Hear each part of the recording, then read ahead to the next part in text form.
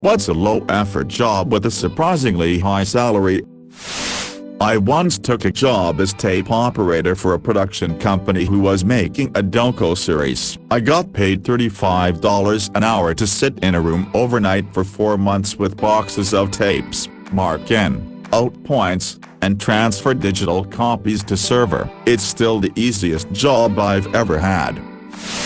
I worked as a massage model at a massage school. My job was to lay there and be massaged for a few hours while the students did their lessons or took their exams. It was £30 an hour, which isn't loads, but better than the £10 an hour office job I had before. Edit: just to clarify, this wasn't a full-time job. It was fairly casual, probably between 4 and 10 hours a week depending on how busy the school was that week, and only for maybe 3 or 4 months. Over the course of my many careers, I can confidently say that there's an inverse relationship between how taxing my work has been and how much I've gotten paid. The most gut-wrenching, physical and emotionally intensive labor was lowest paying. The highest paying was chilling out on some meetings and making comments every now and then on spreadsheets. Truer words were never spoken. The hardest job I've ever had was McDonald's, and I did temp labor forever. Still work regularly in construction. Nothing broke my soul more than good old MCDs. If you've got time to lean, you've got time to clean. And that was actually said with a straight face and stern voice. Another former MCD slave here can confirm about the time to lean, time to clean quote. Also, if you are shitting water and sick with the flu and almost blackout from the toilet to the couch, that is apparently still not a good enough excuse to call in 5+ hours before a shift, even though they make you sign contracts saying you won't come in and work while sick. Literally the worst. I mean, this obviously sucks for you and other employees so much. What a horrible workplace. But also thinking about being a customer paying for food made or handled by someone ill out of their mind with diarrhea and the works is also sickening. Oh man, my aunt and uncle own a fairly large field right outside of a small town. They do all of their harvesting by the end of August. Come the second week of September, a huge harvest festival is held. The town sees like 500,000 visitors in a weekend. They clean the fuck up every year for it by charging $12 a day to park. They even let people camp there and charge $45 a night for camping. It's crazy. They don't even do anything. They have a bunch of kids volunteer to park cars as a part of school community service. They donate maybe a quarter of the earnings and pocket the rest for operational costs. I worked at a college. Our IT guy slept during the day. He had a night job. He was a backup IT guy for the other college in town and did their IT work at night. We kept him and outsourced his job to the IT guy at the other college. Each IT guy had 2 jobs, their day job and their night job as the IT guy at the other college, New York State. One of us was a SUNY. The other was private. I'm sure they each made $150 a year minimum. In case you're interested, our IT guy worked on a program schools use called Banner. He was actually an expert at it. He was such an expert that SUNY Central Administration in Albany, not SUNY Albany, would contact our guy if they had a problem their IT department couldn't fix. He honestly was good, but he was underused. We didn't need that level of expertise, and he was completely unsupervised.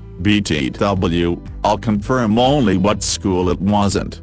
I'm still working in that general field. I think this is true with a lot of managers. If you hire good people, you don't have to do a whole lot. My manager doesn't. We have a self-managing team for the most part, and our workload is medium heavy. And we try to do as much proactive stuff, so we're not bothered on the weekend. Not in IT, this screwed me once. I was the third in command of a huge department where I and the other people all did a great job and knew a lot about each other's work. I did more than my fair share of work because the two people above me were very hands-off. I was promoted to department head for a very small department, like 1/10 the size. The staff there knew nothing. The role department head did everything on her own. They literally didn't know how to do basic things like make a PDF. Turns out their boss had done the financial matters and that was essentially it, and the staff basically read the paper. I was screwed. They were all too incompetent to teach how to do anything, and there were too many important things that had to be done on time to make the department grow. I grew the department and made a bunch of changes and left. I left exactly a year in. Edit. The reason I was given the department was because it had problems, but corporate didn't tell me that until I was like I'm going to quit. Word. It was a lot of hard work behind me to get here though. I am a regional project manager. When things run smooth, my job is insanely easy. I get paid to sit at home and check in on the guys once in a while. I usually go out the jobs and work in the field just to bullshit with my friends and keep fresh. When it's terrible, it is really fucking terrible though. I try to take care of everyone and give out incentives because the team of guys we have now are awesome. They make my life easy. Honestly, almost any IT position at a school is cake. Almost half of our IT department doesn't even have a degree, and the ones that do have it, it's in cybersecurity. They dick around with a few Chromebooks or iPads and watch YouTube most of the day. I envy them. I bust my ass for $17 an hour cleaning the school, and most of them are making $23 changing out the occasional ink cartridge and hiding in their office looking busy. Lol. Fucking cool guys though. We shoot the shit for like an hour a day just talking about anime, what we did to our project cars over the week, and a few of them helped me get into crypto. I'm hoping to see some decent returns, maybe help pay for some night classes so I don't have to clean toilets anymore. School custodians are not paid adequately and often neglected, ignored, or looked down on. Not in my classroom. I introduce fresh students to our custodian every year and make sure to emphasize how critical of a role they play in our art studio. Yay, custodians clean stuff, but they also maintain a lot of our kilns, keep our classroom safe when we spill something hazardous, and are always the first call when staff need help moving things around. There is so many things they do that aren't part of their job, and they know the school better than anyone else. Hail to the custodians. Also, check if your school has programs for employees. Oftentimes you can get a tuition deferral discount if you work at the school. On behalf of all custodians, thank you. It's a hard, thankless job. We are overworked, underpaid, and ignored a lot. The amount of stress, mental and physical fatigue is a lot to deal with. I never expected to feel the way I do when I first started. It's not fun just being seen as just the help and not a fellow employee. It's not fun to voice your opinions and concerns only for them to fail on deaf ears. Nobody wants the short shit covered end of the stick, but we take it daily and are just happy we have a job still. Network sales engineer here. Can confirm. I'd say on average I have 20-25 hours per week where I'm actually doing work. The rest is bullshitting around. Exactly why I decided I'd be fine to start an online MBA. Work from home, school from home. School is covered 100% as benefit from work, and make good money without exorbitant amounts of stress. Spartan speaks truth. Life-changing truth. If you are coming in out of the blue, learn to organize your data. This is paramount. It will make formulas and your life better. I would say 80% can't get this right. Your formatting and organization of data speaks directly on how you see things. This is important because you are going to have to learn formulas. Play with the if stuff first. I'm certain about ifs. Then master text formulas like trim, len, left, right. Get creative, then index match. That is very powerful combined with the above, and then get jiggy with pivot tables. Get creative. You can start combining this stuff with all of the above. It all builds on itself. Worried? PFFT. www.AskReddit.net along with the Microsoft site is all you will ever need. For macros, learn how to activate formulas, or use the formulas in the macros. Then the next leap is to harvest data from other applications. Now you got yourself a beat. I found www.wallstreetmojo.com to be the most helpful. Also, the best way to learn formulas is to copy templates, and tweak, mess them up, take them apart, and before you know it, you have something original. Be prepared for problems. Every obstacle will actually make you more powerful. And this isn't one of those self-help guru things. Troubleshooting must be expected and it will take tenacity. Well, that's my Excel primer overview. All this can be picked up in about 3 to 6 months. And if you got questions, heck, I respect a person who has an Excel question instead of saying I can't do that, like my other coworkers. I'll help you out just to spite them smile. Having done both, I agree with you, but with one exception. You don't tend to bring home work with manual labor jobs. My non-manual labor job is easier, physically, but the mental stress is significantly more tiring than the physical labor ever was. Software engineering example, working on a solution to a problem, quitting time comes around for the day and I go home, but the problem is still consuming most of my mental energy. Even after a decade I still can't figure out how to turn that off. I found it much easier to delineate between work, life when I had manual labor jobs because when I left the job site, I was done working. Edit typos. This is something that scares me. I haven't worked long in software dev, but during my internship I felt like I had no time. Even though I spend a lot of time at work doing effectively nothing other than stressing and procrastinating, then I'd come home, an environment where I can think much more clearly, and I'd accidentally spend my whole evening just thinking about work. Then the next day, I'd be productive in the morning while implementing the ideas from last night. But then I inevitably get stuck again and spend the whole afternoon doing nothing. I just want to go home. I'm so bored. Please end this hell. And then the pattern repeats. It feels like work ends up occupying 100% of my supposedly free time, and I can't stop it. I wonder if this is the wrong industry for me. I genuinely preferred working in retail, because at least my mind was clear when I wasn't at work. My next-door neighbor works in a power station. His job is to sit in front of a monitor and make sure everything is working well. If something goes wrong, he calls the appropriate workstation and they fix the problem, because an alarm sounds if something is out of sync, which rarely happens. He is able to play games or read a book 99% of the time. He is on $150 per hour to basically play games and chill at work. I'm in a closely adjacent industry.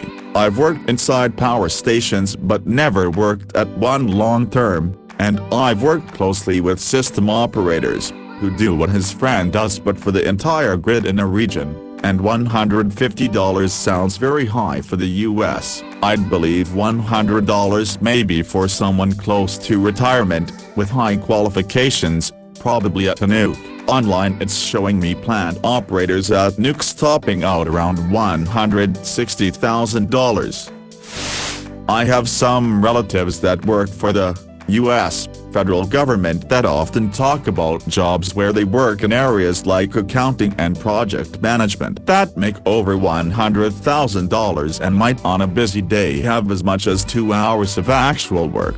My aunt was talking about this one older woman near retirement that made over $120,000 a year and her only job was running some transactions every morning, which usually took no more than 20 minutes. Then she would spend the rest of the day knitting at her desk.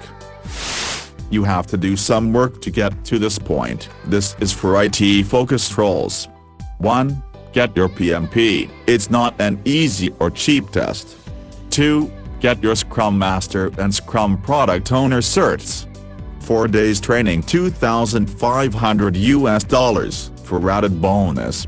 Get your DevOps Foundation Leader Cert for about $600. They are both open book and pretty easy. More bonus. Get your ITIL V4 cert. Pain in the ass, not at all worth the effort, but good resume fodder. If you are not experienced, then do these things in reverse order. Then it's based on your PM experience. If none, start applying for bus analyst or project coordinator positions, preferable in corporate orgs. Spend 2-4 years there and then go for the PM roles at GovTIT. Then you should be good. It will depend on the shop you end up in. Mine was annoying. Poor leadership, but super easy because no one was ever held accountable for anything. Poor leadership. The corporate experience is good so that you can tell everyone in Gov how messed up they are and how things are done in the real world. Gov is insane compared to corporate.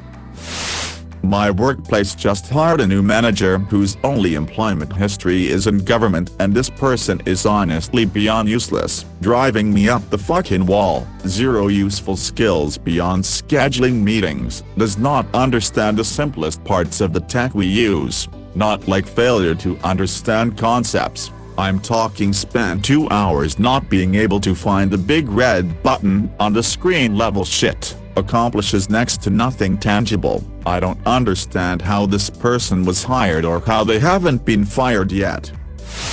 No one wants to work in my position because they think it's extremely difficult. I spent maybe an hour today actually working. I am super efficient, so something that might take someone else 15 minutes takes me less than 5. I've also proven myself to be reliable, so I don't have to justify my time with anyone like some people I work with. It's nice.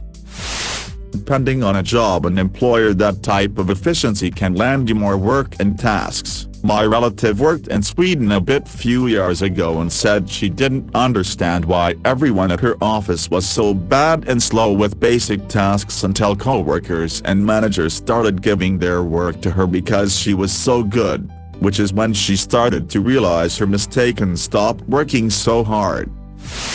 I'm in government. My small department of 8 people has 1 full-time admin and 1 part-time admin. Our full-timer is the soul of our team and is ready to help us ASAP. She is amazing. There isn't much work for her to do, so she finds ways to fill her time. Versus the part-timer is useless. Lucky to get a response to an email within a week, but if I walk across the hall from my office to hers to ask her to do a task that is under her job description, she writes it down on a notepad and then says it's on my to-do list, but IT is part of your job and should have been done already for me because your job has specifically timed duties, and now a human cannot receive a specific type of medical care till you do IT, but they are here right now for their scheduled appointment.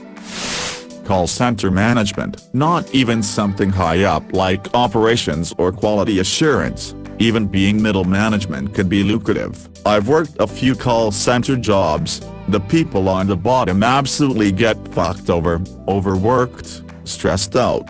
But once you get to management, it's fucking easy. Last call center job I worked, I got promoted to management just due to how long I had been there. After the promotion, I was paid $50K per year to sit at home, listen to people do their job, fill out paperwork and have the occasional web meeting. I spent more time playing video games and working out than anything else while on the clock. Funniest part to me is that when I gave my notice, they tried to offer me a promotion to stay because I was such a hard worker. I was super tempted to laugh and tell them how little work I actually did in a day.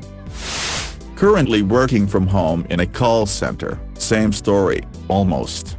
2 years of experience across different departments, and now I only handle special cases. Currently in the runnings for a proper leadership position. I'm a combination of excited and terrified because my current position allows for hours on end of being paid to do almost nothing, and I'm afraid I'll get in over my head with real work when I'm helping to manage a whole team. That said, still excited though.